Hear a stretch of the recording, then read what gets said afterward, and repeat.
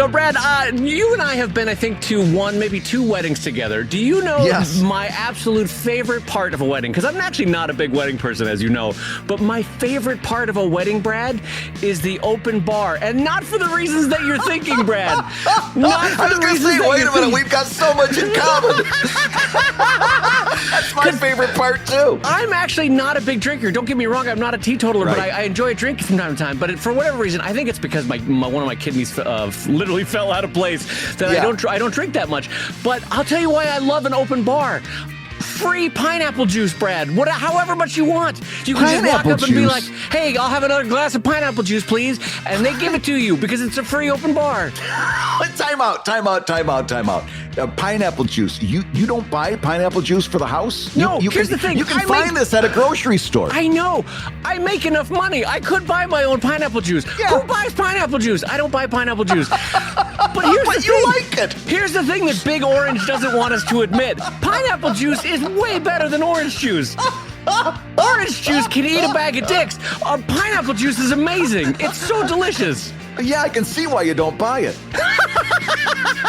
Honestly, David, you have never been more Midwest than this moment. I love the stuff. I won't buy it for myself, but I love the stuff. My wife says the same thing. She's like, they sell it in metal, they sell it in plastic, they sell it in glass. You could buy pineapple juice, and I'm like, I can't buy pineapple juice. I wouldn't drink it all. But then you put me at a wedding. Other people are like throwing back their 6th free whiskey at an open bar.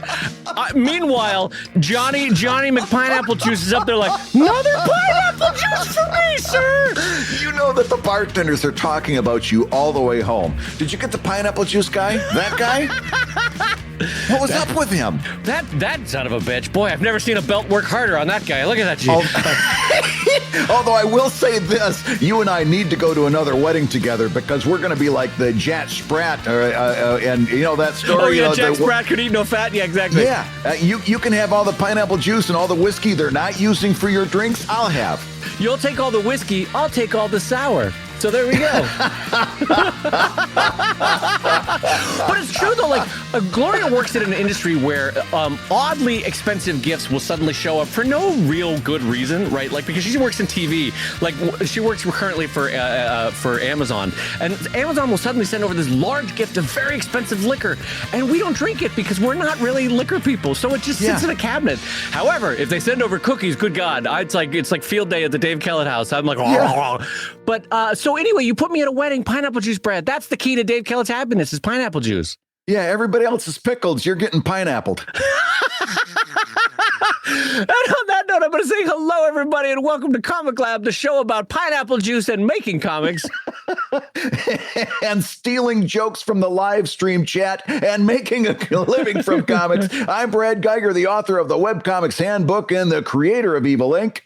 And I'm his friend Dave Kellett. Surprised that Brad just changed up his self-description. I'm the cartoonist of Drive and Sheldon and co-director of the comics documentary Stripped. And this week's Hour of Comics Advice is made possible by your support at patreon.com/ComicLab. So Dave, let's talk comics. Let's talk comics, my friend. And a reminder, a fantastic reminder that every show is recorded live and streamed. Yeah. And right now I'm waving at all the new folks joining us this week over at the live stream. You can join us as well at patreon.com/ComicLab at the live gab level.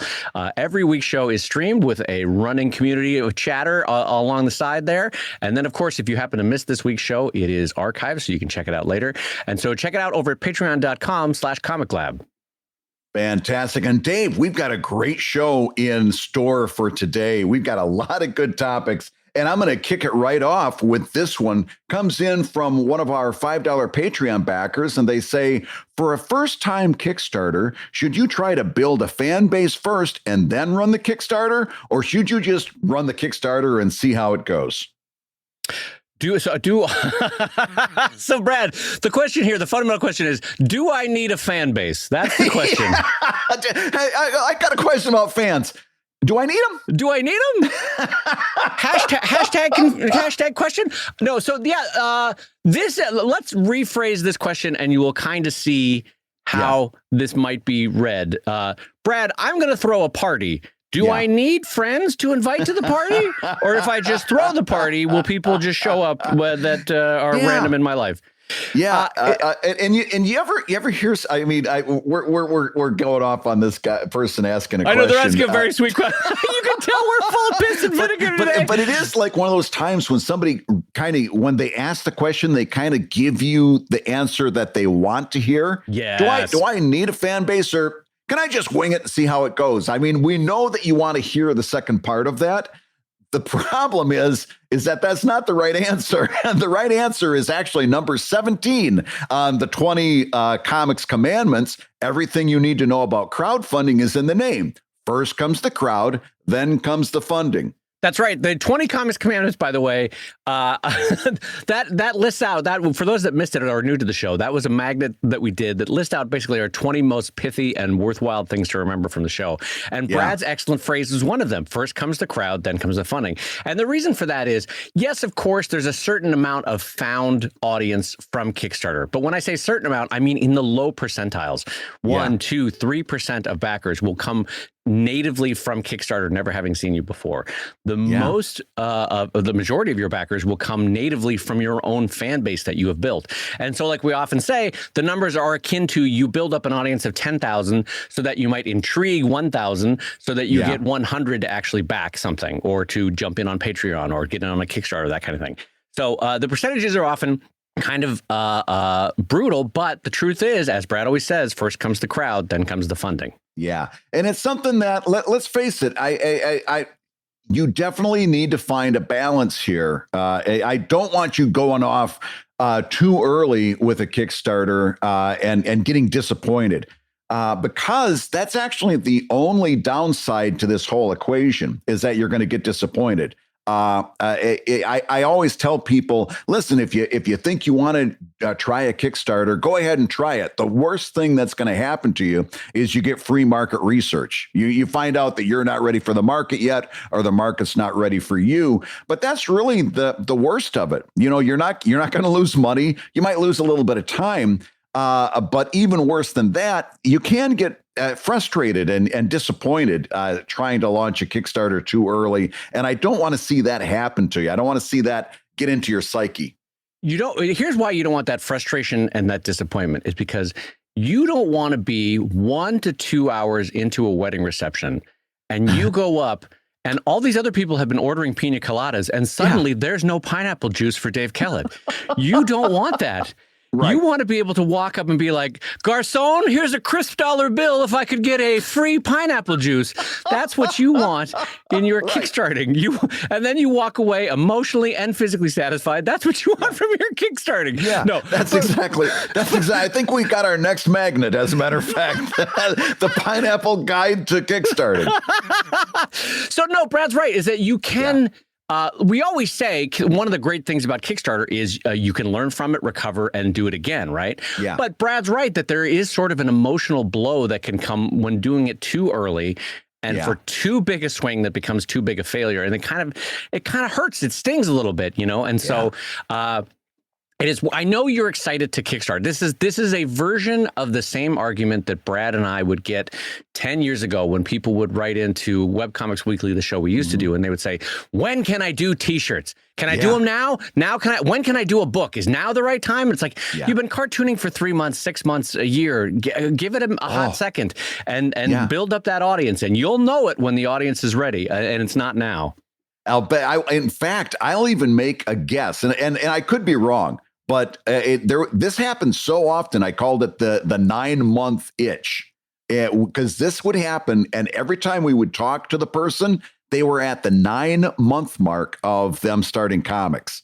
And just to the question asker, let me know. Yeah, and maybe I'm wrong, but if I'm right, it's amazing, because it happened with uncanny accuracy. Around 9 months, they all wanted to start T-shirts. They all wanted to do a book. And it's like, hold on, take a little bit of time, build your audience. You know, that book is always going to be there. That's always going to be something. And if you wait a little bit better, the book is going to be a little bit bigger. You're going to have more content. It's okay to wait. Hold your horses a little bit until you start to feel that demand surge from your audience. You start to see that audience grow. You start to see a big response when you post something, instead of that one like that your buddy over there always gives your tweet because you always give his tweet a like.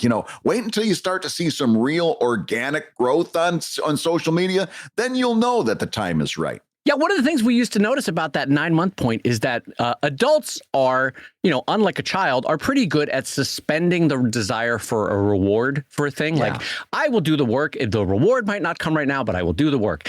And we kind of figured out that 9 months is about the time that even adults go, I'd like a reward now, thank you. Now I want the reward. I've done 9 months of cartooning. I want to see what the reward, what the results of my labors are. And I'm not saying that's ridiculous. I'm the same way.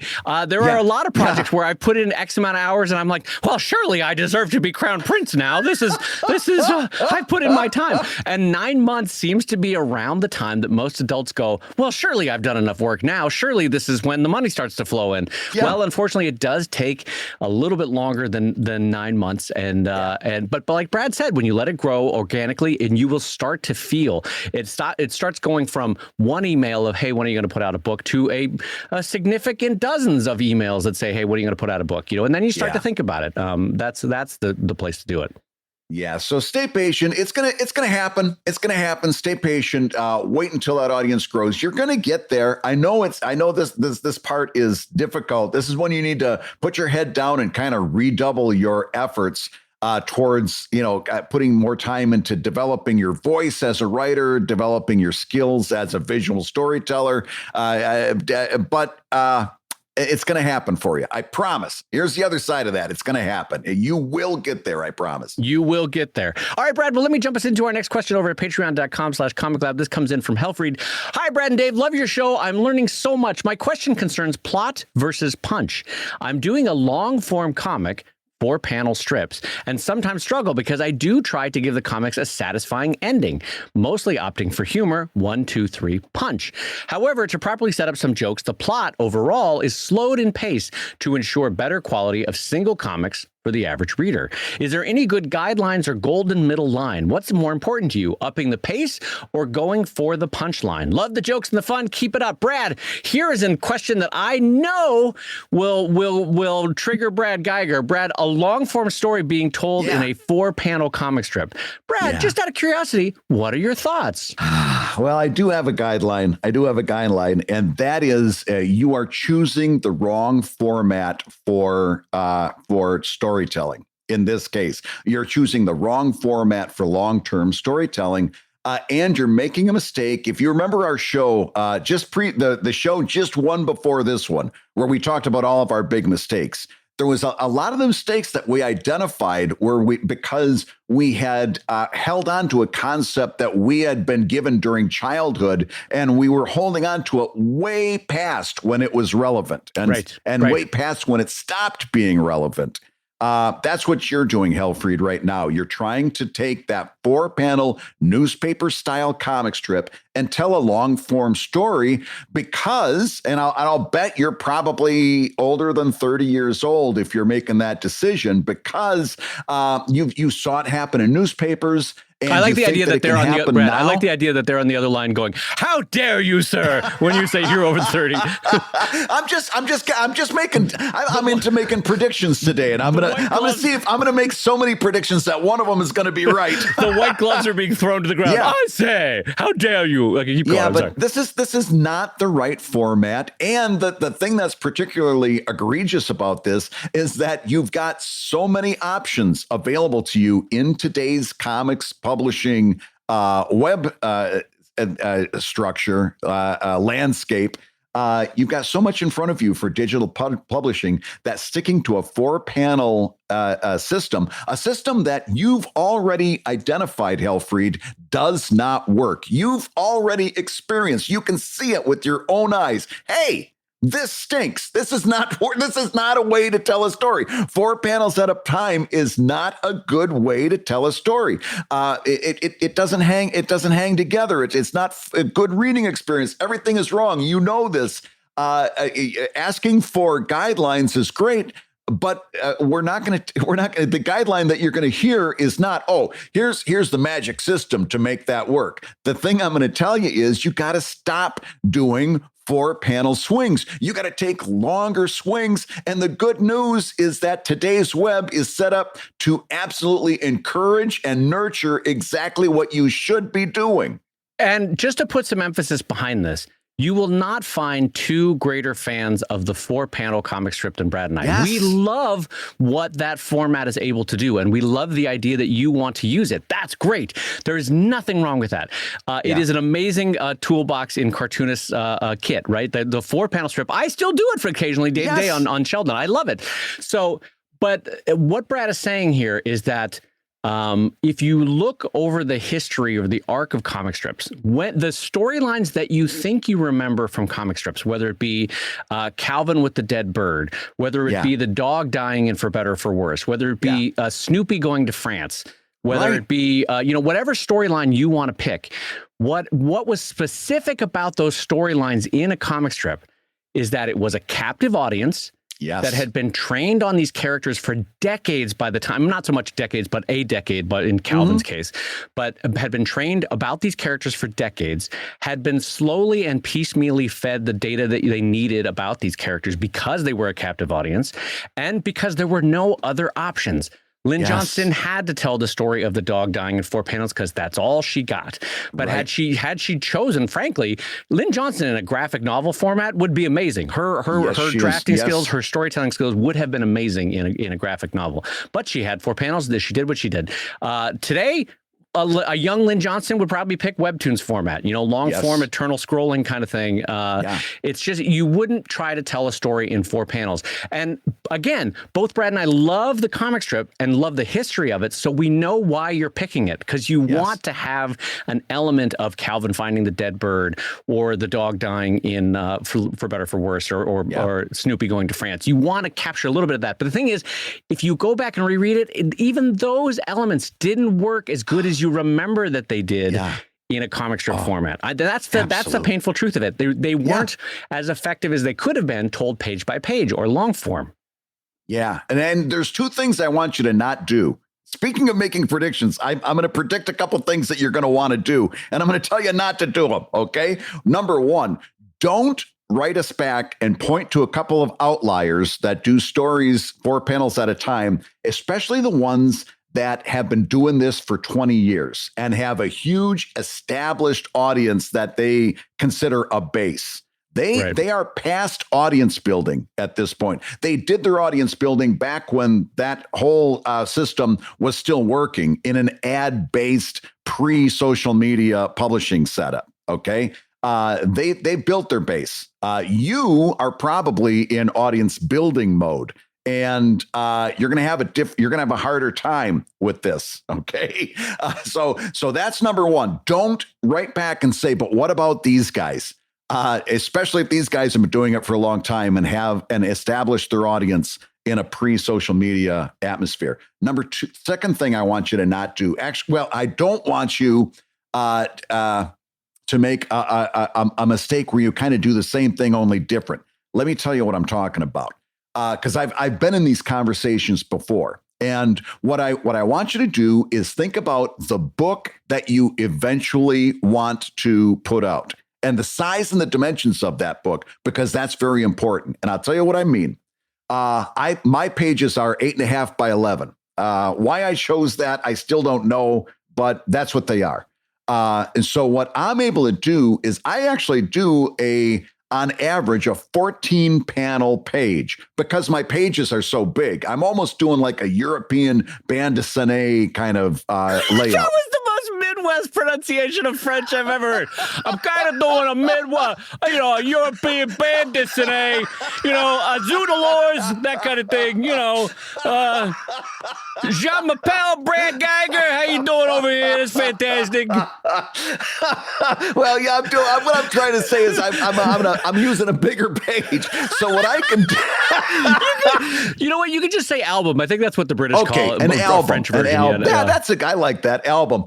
So when I send out my updates on the web, it's actually a half-page update, 7 panels, and I can do a lot of storytelling in 7 panels, right? Yeah. And then what I do over the course of a week, on Tuesday, I put the top half of the page on the website. On Thursday, I release the bottom half, and then I just go forward like that. I want you to think about your book. And it doesn't have to be like mine. Maybe your pages are smaller, like Dave's pages for Drive. Okay. Those are a smaller page. Yeah. What I want you to do is think about that and think about what kind of storytelling you can probably do given those formats.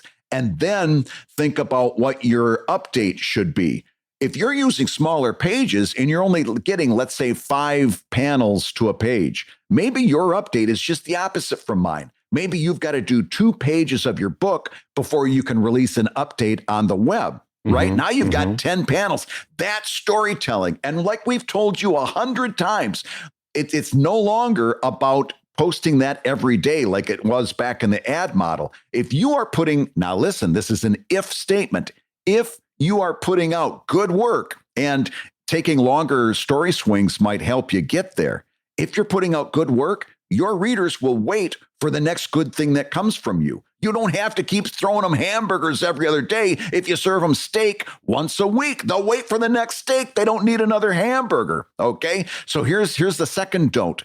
Here, let's say you're doing, and I just got done talking somebody through this, and we have to have this follow-up conversation because he was doing the same thing. He was trying to do like 4 panels. And I said, I had the same conversation. You're telling a long form story.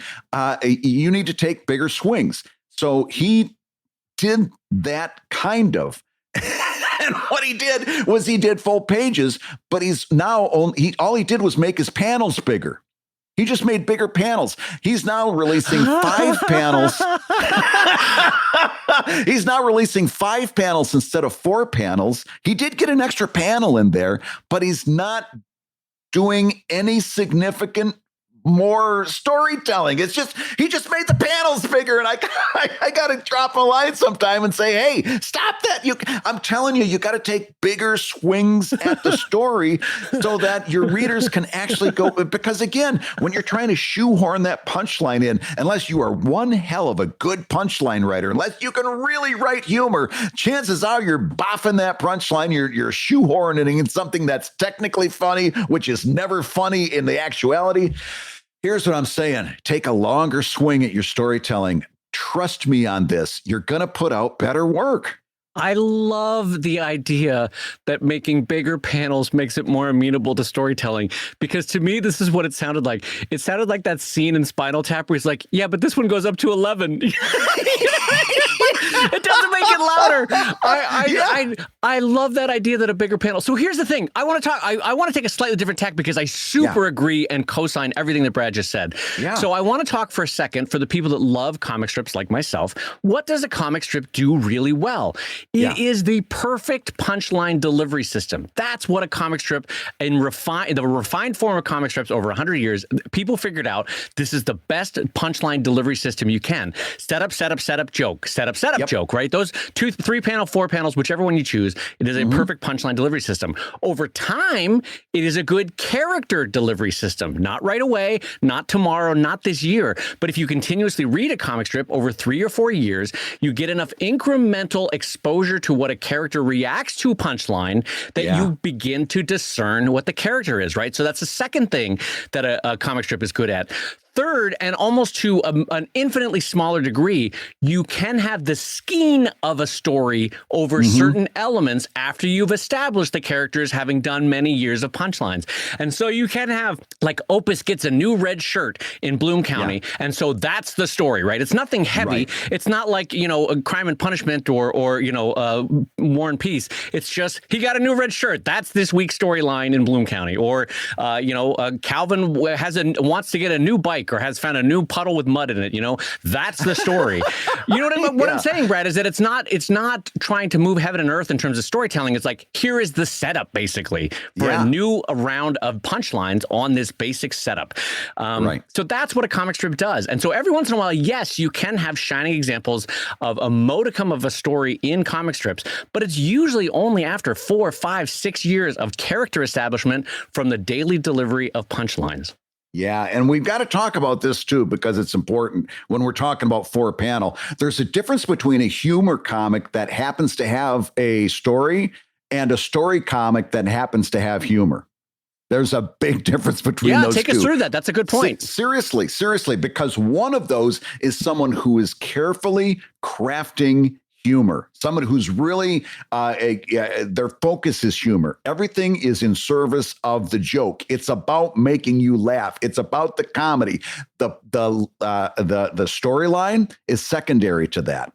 If that's you, then maybe you can hold on to that 4-panel. If it's all about the comedy, maybe you hold on to that. Now, I'll put maybe in capital letters there.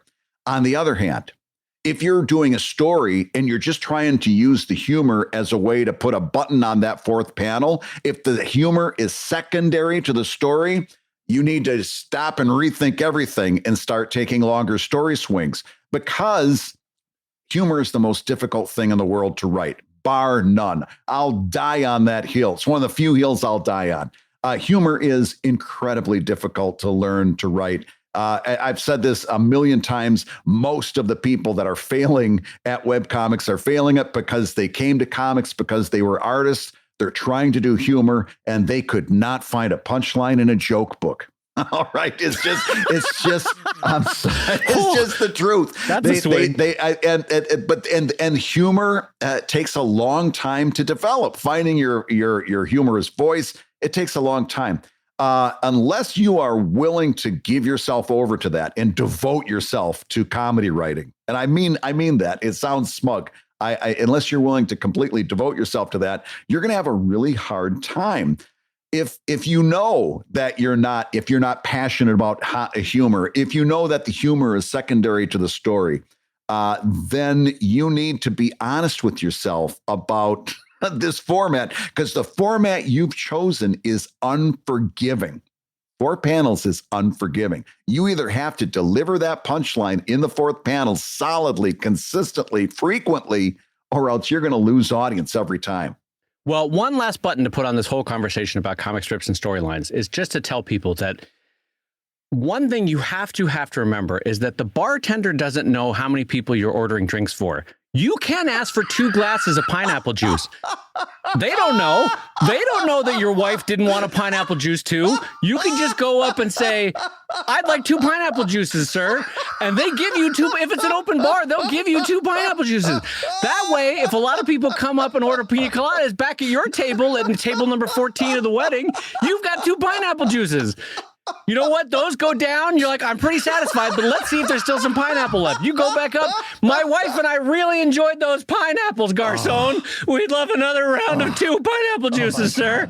And that's how you go. So I listen, we wish you all the best with your comic strips and with your pineapple juice ordering. Hey, if you're listening while you work, take a minute to stand and stretch. And while you're doing that, we're going to tell you why you should join us on Patreon. When you do, you're going to get hours and hours of podcasts that we've recorded just for backers. And exclusive Patreon posts that go even deeper on ComicLab topics. And access to our exclusive Discord server, which is a thriving community of professional cartoonists. So you can support the show you love and get tons of actionable resources for your own cartooning. And listen, if you can't swing a pledge this month, we get it. No worries. Yeah, listen, you can still support the show by rating us wherever you get your podcasts. Just leave a 5-star review and a few kind words. That, along with mentions on social media, is incredibly helpful. Now, everybody, let's talk comics. Okay, Brad, for the mid-show update, we got a fun email that I want to share with you because we got a photo from you know how you can tell a company that's doing well, they got a nice boardroom, meeting room kind of thing? Like the lighting fixtures are really nice, the table's really nice. Everybody's been issued the same very expensive Mac Pro laptop in the computer in the boardroom, you know, that kind of thing. So we got a corporate place photo of a bunch of people in a meeting room, and up on the board, Brad, up on the display was the 4 C's of social media from Dr. Brad Guigar, and this is the email. Hey, Dave and Brad, and greetings from the Holy Land. First, I wanted to thank you both for years of comics, education, and fun. I've been following you since the jolly days of Webcomics Weekly, and I'm still delighted to see a new ComicLab episode every week. Second, I thought you'd get a kick out of this quick story as it relates to your creed that comic advice can be relevant to many other aspects of creative or professional life. While my first love is and always will be cartooning, I work as head of product design at a 300 people international tech company. Now, knowing how important an active LinkedIn profile can be for professional branding, brand promotion, and recruitment, I created and ran a 3-hour seminar about proper usage of LinkedIn for our employees. And when it came time to explain best practices for posting on social media, what better framework to use if not Dr. Brad Geiger's 4 C's of social media? It was really interesting to see how a construct made for cartoonists fits perfectly for a $1 billion startup, Holy Brad. moly. I'm going to put an underline under that, a $1 billion startup. I'm a big believer in the transferability of knowledge, as are we, by the way. That's great. And was excited to see the benefit your teachings can have on people from a whole other industry. Thanks again for sharing your knowledge, experience, and jokes from Omri in Tel Aviv, Israel. Brad, that's fantastic, isn't it? That's amazing. Thank you so much for sharing that with us. That's wonderful to hear. It was really delightful to see that. And you're right. The transferability of knowledge is something we promote big time on the show in terms of keeping your head on a swivel, because we learn from small publishers, we learn from game designers, we learn from board game companies. The ability to keep your head on a swivel means learning tips and tricks and pro tips from people in all sorts of industries about how they could apply it to your own cartooning. Yeah, that's fantastic. I love hearing that. I really appreciate that. That brightens up my day. Well, Dave, I'll tell you what, now that we're off to a run, I've got a question we've got actually 2 questions that talk about combining safe for work and not safe for work stories that I want to try and take at the same time, if you don't mind. Okay. So let's start with this one. Hi, guys. Tom here. Recently, I've been thinking about Brad's Evil Inc. model. As I understand it, one comic is an ongoing story that is safe for work. So you can post it on your website, Webtoons, etc. And it doubles as an ad for the not safe for work Patreon only stories. That's correct. For the most part, that's correct. My setup is basically the opposite of this. The only stories that exist are the not safe for work comics, and those stories are very point A to point B. In other words, they're self-contained. There is no safe for work story. Do you think it's worth the risk and effort to create a safe for work comic to serve as a billboard for the main not safe for work stuff when I have basically no experience writing anything else? Well, the first thing I'm going to say is yes, I do. I really am a firm believer in that. And I think it's worth taking the time. And I think you can write some simple stories if you follow some of our advice that we've shared in the past. In other words, in the past, we've kind of talked about story being, I've talked about my but-so statement, right? Right. A story is about a character with a want or a need, but there's an obstruction, so they do something. And once you know your but-so statement, you can write a story, okay?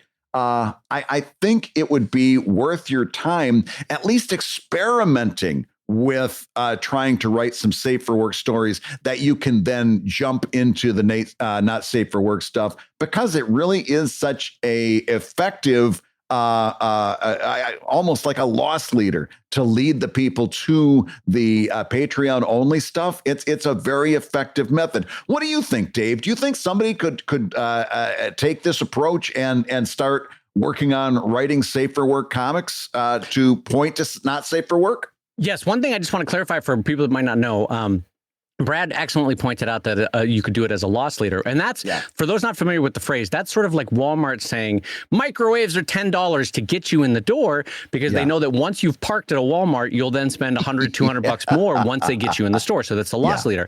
And so when Brad says using suitable for work as a loss leader, it gets people in the door so that they eventually are Patreon backers, Kickstarter backers, what have you, that kind of thing. And yes, I do. I actually think Brad does that very well.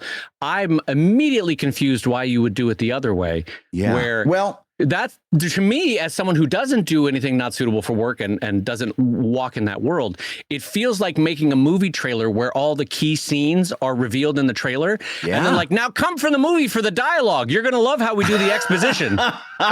You've seen the denouement and the big reveal in the trailer. So now come for the exposition and the pipe leading up to that. You're going to love it. You're absolutely right. But I would say that more than half of the people doing not safe for work are doing exactly that. In other words, the thing about not safe for work is that it can be, if you can do it well, it can be a very high demand item that people will jump in and subscribe to a Patreon for. Okay. The problem is there's a lot of people doing Not Safe for Work that are giving away the store for free. They're putting their Not Safe for Work out for free on Twitter and running up huge audiences, right? They can have a couple, 10,000, 100,000 people on Twitter. You go to their Patreon and it's crickets because they're giving away all the stuff that people are willing to pay for free. They're not getting paid for those Twitter followers they're running up, and so those are the people that I say to them. And this is maybe the idea Tom got, where it's like maybe I need to start thinking about incorporating Safe for Work, but that's where that comes from. They started on Not Safe for Work and they're rethinking now. So just to clarify, you're saying that you're right, that my critique is valid because there are people doing it and it doesn't work out well for them, is what you're saying. Right. Yes. Okay. No, I just want to clarify. So because I think the way you do it is right, which is you entice people with story, you entice people with character, you entice people with all the grounding thing that the first act of a movie does.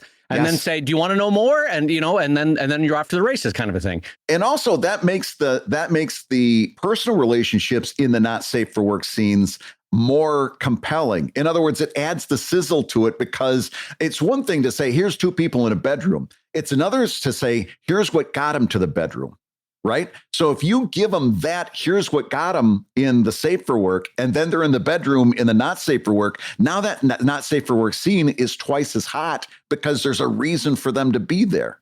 Yeah. The two feed off of each other. You can read Evil Inc. without ever reading the Not Safe for Work stuff. You absolutely can, because I write it that way. You can just keep going, and then it's basically as if the camera just turned away during those scenes and then came back during the next scene. You can absolutely read it, but when you read the two together, they both reinforce each other really nicely. Yeah, it's akin to, for those familiar with it, how in the 70s, 80s, 90s, they used to edit films for television broadcasts. And so you could think of it that way, is that Brad's 80% of the film, 90% of the film is still there. You're just missing 10%. And that's what's the behind the Patreon wall there kind of thing. Yeah. So to answer this question, could you do it the other way where you do Not Suitable for Work? Brad seems to argue, and I think I would agree with, it'll build a great audience. You won't get anybody to pay anything because it's all out for free and open. And so that makes, as someone who doesn't do NSFW, that makes complete sense to me, because it's a version of, like we said, why buy the Brad Guigar when you can get the Brad Guigar for free? Right. Now that we've kind of established that, I've got another wrinkle to talk about here. Because both of these questions came in from different people. This one comes in from Alexi, who says, I've written 2 episodes of a comic using the writing breakdown Brad recommended, and they turned out great. I'm happy with them. As someone who's never written NSFW comics, I figured out ways of adding NSFW scenes that work seamlessly with the plot, but it is still a struggle, especially considering it is new to me. I know that the Safe for Work version of the comic is to ultimately direct your readers to the highest tier NSFW comic. Can you talk about the methods of writing in incorporating NSFW scenes or creating standalone scenes that feel seamless with the plot of the episode? Okay, so he's also going in, how do you know what your readers will pay, not only to enjoy the SFW, but to also pay to see the characters in these NSFW scenes? We'll get to that in a moment. But I want to talk about now is, okay, let's say that you've decided that you're going to use this publishing method of offering the Safe for Work story and then NSFW offshoots, right? The story goes along and then it branches off, and then as the story goes along and it branches off. And what Alexi is saying is, I'm having a hard time doing that. I'm having a difficult time.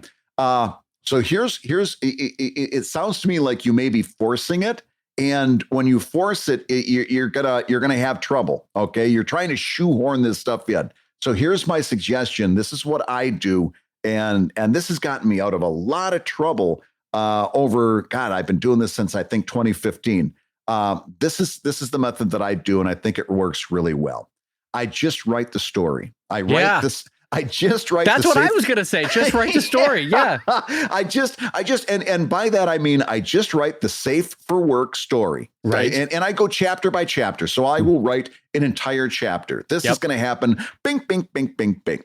as I'm writing that story, I'll see little parts of that story where it could be, oh, okay, I could see a not safe for work offshoot here, and I could see one here, and I can see one there. Maybe I got three places where, as the story goes along, boom, you take a quick detour to the bedroom, and then the story goes along, and then boom, a quick detour, right?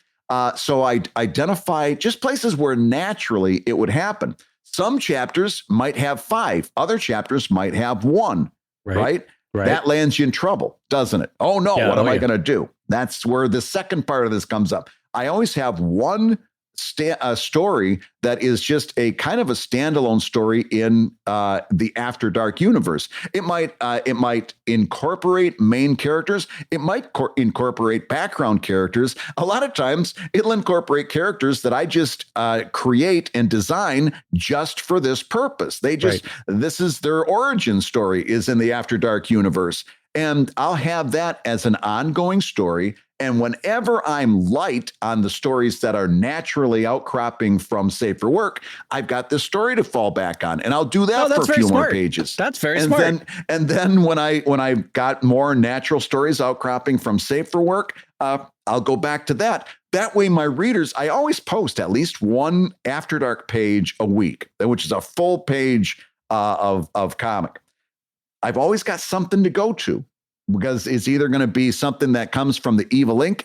Universe, or it's going to be from that story. And when that After Dark story is done, I start a new one. And so I've always got something to go to. It's a system that works really well for me.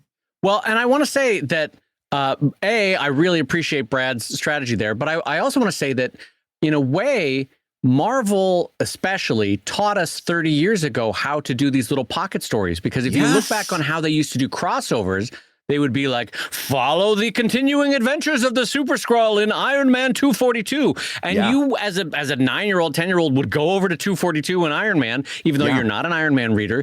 You'd read that pocket story, and you would realize that it kind of didn't impact the main story at all, in terms of, like, yes, there might be a knowing wink or a glance from Iron Man to Fantastic Four at some point, but, like, it didn't have to happen. But all the rules had been established in the main story. The mood and the tenor carried over to the side story.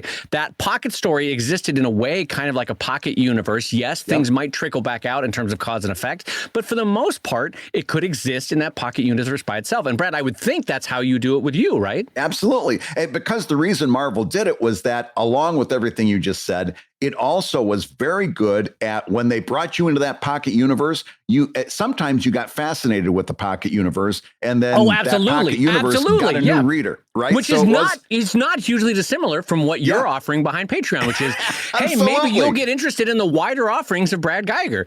Right. And so once having hooked you, they want to hook you more. And that's the same basic idea that Brad's doing, which is great. In fact, if you want to look at that, about how there are pocket stories running parallel to, somewhat in conjunction with, but still within a pocket universe, look at how Kathleen Kennedy is assigning smaller stories in Star Wars, that you've got Boba Fett, you got Mandalorian, you got Rogue One, all running parallel, but still within pocket universes of Star Wars, where you could just watch that standalone story, although it feeds back in and it has interplay with the main stories of Star Wars. So, like, once you get any kind of established properties, you can look at it in terms of Harry Potter with Dumbledore stories. You can look at it with, in terms of Fantastic Beasts, all that sort of stuff. These pocket universes that can evolve and work independent, but yet codependent with the main story. And so, Brad, I like the way you're doing it. Yeah. I'm going to bring this to a close very quickly, because Alexi did ask for help on pricing. How do you decide your prices? I cannot tell you how to price things, because it's very complicated. I will tell you this, because it's not a one-size-fits-all thing. But I will tell you this, I'm a big fan of the 2-5-10 method. $2 is the support tier. That's people who are paying for the free stuff that you're already putting out into the world. You don't give big rewards at the $2 tier, besides things like the Discord server and stuff like that. That's the support tier. $5 is for your mid demand tier. That can be a safe for work tier. That can be something but it's for the mid-level demand. And $10 is for the high demand tier. That's for stuff that people are willing to pay for. Now, all of those numbers only have relevance. You should only consider these numbers if you're also delivering at a frequency that's going to make that a valuable purchase on the part of the Patreon supporter. In other words, $10 is something that people will absolutely pay without thinking twice. But if they're only getting one page a week, or I'm sorry, one page a month, maybe that's not such a good value, right? Maybe you need a couple of commissions in there, and you can take a look at what I'm doing on Patreon to see how I manage very easily to do 30 posts a month, just on average. I do that. If you are doing that volume, if you're able to do that frequency, if you're able to maintain consistency on that, then those numbers will be good for you. If not, you're going to have to find your own way. You're going to have to feel it out. And that's okay, because remember, we've already told you, you can unpublish a Patreon tier that isn't working. So you can take a swing. And if it isn't working, then you can reevaluate after a few months. But I don't want to ignore the fact that you're asking for help with pricing, but it's more complicated than me just giving you a one-size-fits-all rule of thumb. I'm going to give you a one-size rule of thumb fits all. I think Brad's right with 2, 5, 10. I'm going to be a little bit more assertive. I think that's a great way to start. 2, 5, 10 is he was being, I think, frankly, a little kinder. I think that 2, 5, 10 is fine. That's a perfectly fine way to start, and you won't really have any regrets if you start 2, 5, 10. I think that's a good one. Yeah, I do like it. I do like it. Well, listen, Dave, we've got time for one more question, and this is a good one. I'd like to get it in. This comes in from Porter Mason, who says, "Hey, Dad and Brave, I've seen a lot of, for lack of better term, cute comics in the last few years monetized by selling plushies. Nick Sellett comes to mind. I also saw Webtoons itself push it broadly for many of their series recently. Any thoughts, tips, or tricks on how cartoonists can build this particular leg of the self-employed cartoonist stool? I've never near followed to try anything new, but in the future, it could be making sense for me as I have cute characters. So now I'm interested in hearing about how plushies come to fruition." So here's somebody, Dave, who says, "Hey, I see these other people doing plushies. I think I should be doing plushies. What do you say?" So I have Sheldon, which ostensibly has quote unquote cute characters. Very frequently have I been asked about doing plush from readers. Like, people legitimately want plush from me, and I very intentionally avoid it. And I think it is because of my 7 years at Mattel Toys that I know that there are. Okay, so let's start from the outset. I am not a lawyer. I'm not a liability attorney. I don't deal in children's safety. I don't do any of that. That was not my forte at Mattel. I was a creative at Mattel. I wrote and created toys and designed some stuff.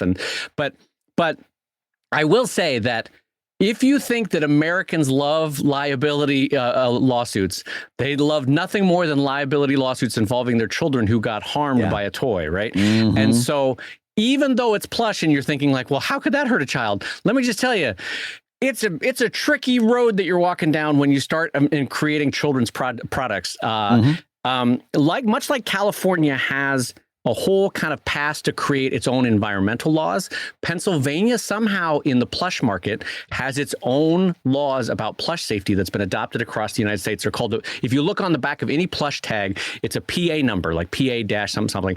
Pennsylvania had some troubles with plush at one point, and so passed all these laws. And now the rest of the U.S. has kind of adopted it. But in general, there's a bunch of liability stuff when it comes to fire safety, when it comes to asbestos, when it comes to type of stuffing, when it comes to the way that they're sewn, when it comes to hard eyes on soft toys. Like if you think about like an Elmo doll that has hard plastic eyes, and the choking hazard that those eyes could have when they pop off of a toy. What I'm getting at is, plush, you think it's a simple toy. It can be a nightmare in terms of compliance with different federal and state laws. And then there's a whole thing about the importing and the assuring the safety of it. It gets tricky. So I'm not a liability attorney, not a product attorney, not someone who deals with child safety at all. I stay clear of it, but that's just me. Brad, what are your thoughts? I'm gonna say right off the bat, this is cargo cult thinking, and the reason I want to put that at the headline is that you've got to understand what you're doing here so you can avoid this mistake in the future. It's cargo cult thinking, in that Nick Selleck is doing it and Webtoons is doing it, so I should be doing it. Well, Nick Selleck has an audience of hundreds of thousands, maybe even millions of people that are following his comic. He's got a monster big audience. Webtoons, you actually put Webtoons in there. The entire Webtoons platform, hundreds of thousands, millions of people. They're dealing with volume that is going to make this something they can handle. It makes it something that might even be beneficial for them.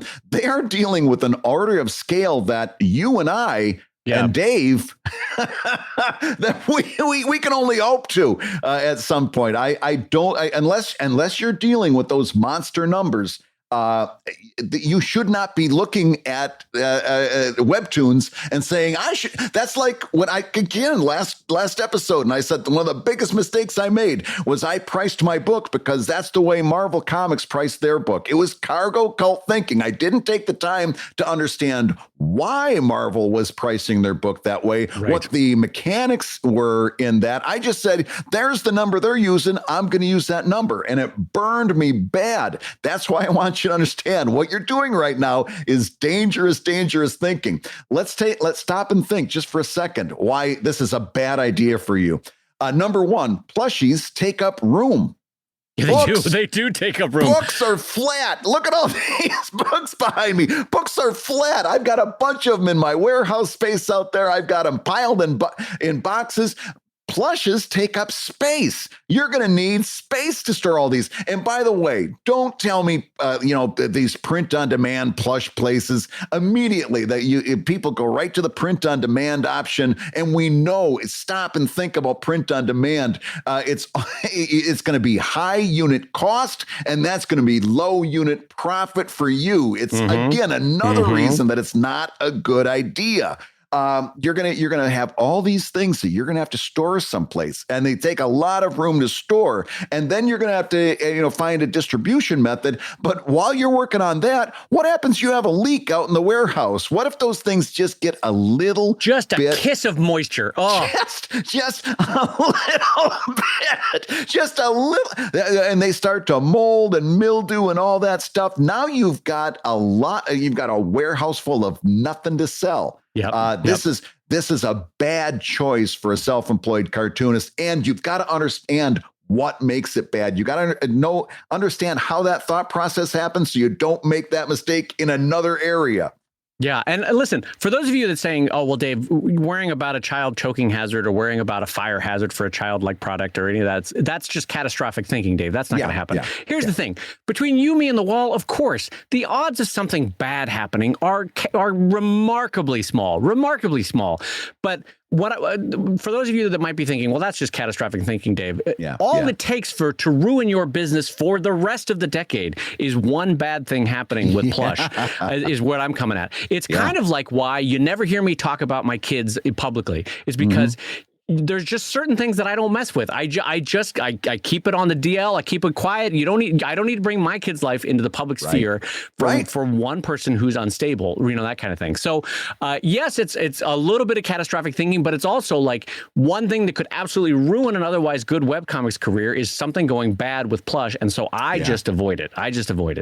Yeah, I think it's safe to avoid. I think it's something that you can very easily. I come up to this all the time with action figures too, Dave. People have asked me about Evil Inc. action figures, right? And it's like, no, there's no way between the liability that would come in and the fact that these things would take up a lot of space, and I cannot be convinced of the demand. It's a non-starter for me. Yeah. And I will say this for my time in the toy world is that there are two ages that are key in terms of childhood liability. One is 3+ and one is 14+. This is all U.S. liability law, not in the worldwide. Again, I'm not a lawyer, but just hear me out on this. Mattel could produce Barbies with uniquely dangerous choking hazard toys, provided the Barbie was sold as a collector's item for ages 14 and up. Because look, this is clearly a Barbie style to look like Madonna. And yes, absolutely, this jewelry is a choking hazard on this Barbie, but it's sold to 14 and up. So it's very safe, right? And then there was a whole nother demarcation for anything that's 3 and up, because things are really dangerous, which is why Fisher-Price gets a whole different, gaggle of lawyers that Mattel didn't have. Yeah. Because anything below 3 is super dangerous when it comes to choking hazards, like plastic eyes on plushie, or an ear on a plushie, or whatever have you. Right. And so going below 3+, which plushies 100% do, just introduces a whole nother level of danger into how a product could go bad. And I know this is catastrophic thinking, but I'm just telling you, there's a reason why there's a whole dangerous age grading on toys for 3+ and 14+, and it's for this exact reason. And so I would just advocate being careful and maybe looking into it before you do a plush. That's all I'm saying. I'll tell you what, I have my own version of catastrophic thinking, as long as we're talking about this. Alrighty. I think it's an absolute catastrophe that we have gone through another hour listening to ComicLab. Oh, I didn't see it coming.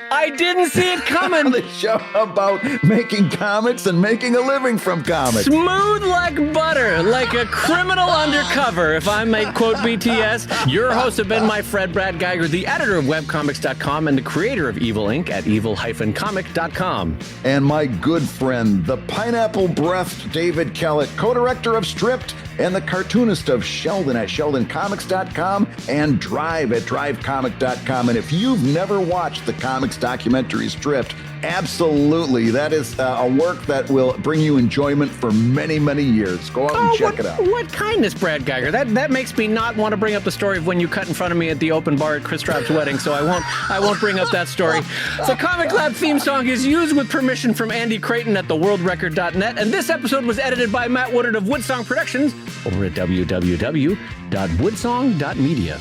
If you love ComicLab, you can rate and review the show on Apple Podcasts, or you could just use it for your $1 billion startup, and you may hear your review featured on a future episode. And ComicLab is made possible by your support on patreon.com, so we'll go ahead and say it like we're talking directly to the Dole Company out of Hawaii.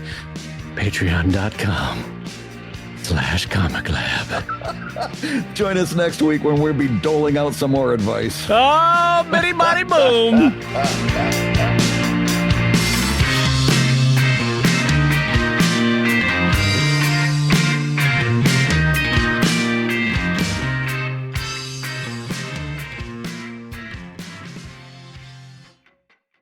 Dave, I think you should be proud of your pineapple affinity. I think what you should do is embrace it. You should live that.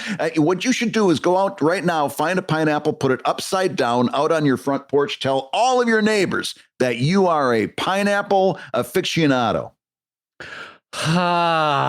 That's when a joke makes you angrier and less happy, that's when you know a joke has worked. That's the key signal. When a joke makes you anti-laugh and anti-joy, that's how you know a joke has worked. Don't blame me. I started watching TikTok. I learned all kinds of stuff I never knew.